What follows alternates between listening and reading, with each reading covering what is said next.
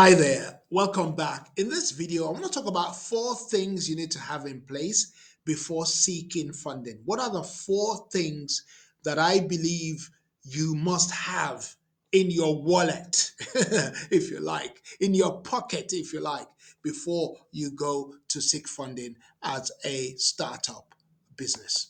Number one, I'm going to go through them first and I'm going to take them one by one as we have done in other videos. Okay, first one is you need to have your proof of concept.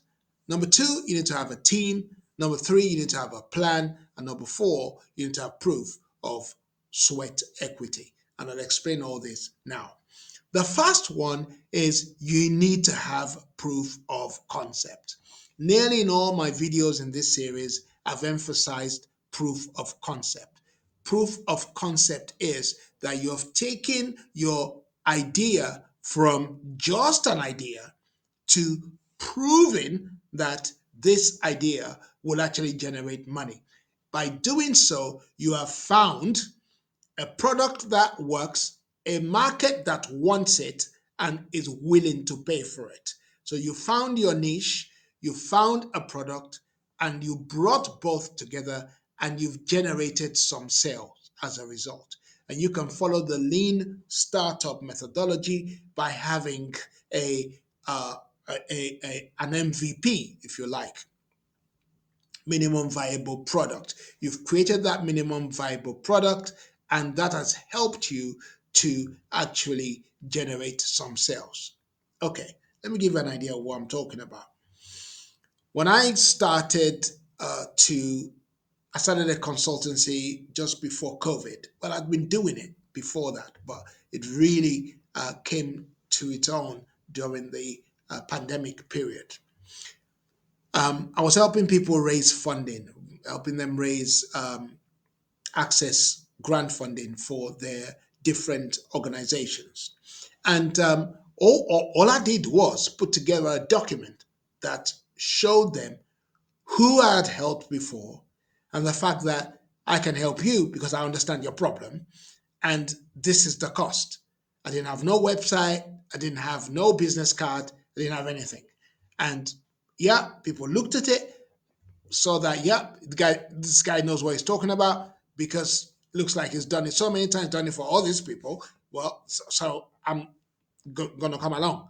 And when I delivered for them, I simply got them to refer me to other people. So the business grew by referral without a website, advert, or anything like that. It just grew that way because I had proof of concept. This is beyond just an idea. It's not something by saying to people, "Oh, I can do that." No, I've already done it. I've These people have received the money. You can call them and ask them.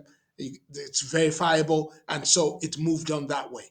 I remember working with a client once. We are going to deliver some form of advice and help towards people working in the catering industry. So um, my client was asking me, so are we going to develop? Are we going to get somebody to do the coding and stuff? I said, no, we do none of that. We're going to produce a PDF document that shows what will happen if they followed this particular product. And so we just put together 5 or 6, 7 pages of a PDF document and presented it to the decision makers. And from there, it went on. It's that simple. So, proof of concept is extremely important. Your proof of concept could be maybe you're using a website to actually sell a particular product. The number of people that have logged onto your website, the number of people who have registered, the number of people who have requested your product, the numbers of people who have commented, the numbers of people. So it could be things like that. They are all proof of concept. But you need that before you start raising funding. Don't go and start raising funding without proof of concept. You're going to shortchange yourself. By shortchanging yourself means you're going to sign contracts you are not supposed to sign because you don't have any proof that what you have is going to work. Just imagine you know to yourself that your idea is going to work because you have actually generated some sale as a result. Now you are in a very strong position to negotiate, and you are the kind of business that investors want. Number two, You need to have a team. No investor wants to give money to just one single person. Well, until you become someone like Elon Musk or Peter Thiel or Peter DeMontes or whoever else. Until you become that household name, nobody wants to give money to one person. They want you to have a team of people. Well, even people like Tony Robbins knows they need a team of people. Now Tony Robbins is an empire, if you like. um, but still, it's about a team of people. Do you have a team of people? Because an investor knows you don't know everything. An investor knows that you're probably lacking certain skills, and they want to know that you've got it all covered. So building a team of people is a great way before you go and approach somebody for funding, so that when you are talking to them, you are saying, well, I realize that these are my strengths and these are my areas of weakness. I realize that this is what the business needs and this is what I don't have. So, what I've done is I've mitigated those risks by taking on this person who is very clued up and understands how this area of business works. I mean, it's a mind change. It's a game changer. I mean, if you can just bring in the right team to address areas of the business that you don't know very well.